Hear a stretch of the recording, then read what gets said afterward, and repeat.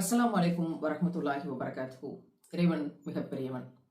துல்ஹஜ் 10 நாட்கள், 10 இரவுகளின் மீது சத்தியமாக அப்படின்னு இறைவன் திருக்குரானில் சத்தியமிட்டு சொல்லுகிற 10 இரவுகள். 10 இரவுகள் மட்டுமில்ல, துல்ஹஜ்ஜினுடைய 10 பகல்களும் அத்தனை கண்ணியமானவை, அத்தனை பாக்கியம் தரக்கூடியவை என்று மார்க்க அறிஞர்கள் சொல்வதை கேட்கிற போது இதனுடைய முக்கியத்துவம் விளங்குகிறது. தக்பீர் சொல்வது, நிறைய உடலால் அமல்கள் செய்வது, குறிப்பாக நோன்பு வைப்பது உட்பட, இறைவன் தந்த செல்வத்தால் நிறைய தான தர்மங்கள் செய்து அமல்கள் செய்வது, 4வது நிறைய பிரார்த்தனைகளில் ஈடுபடுவது, குரானோடு நெருங்கிய தொடர்பில் இருப்பது, குரானுடைய வெளிச்சத்தை பெற முயற்சிப்பது.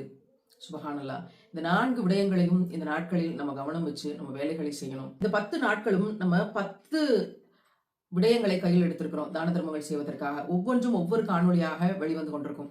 நிச்சயமாக இணைந்து இந்த அமல்கள்ல நம்ம சேர்ந்து பங்கெடுப்போம்.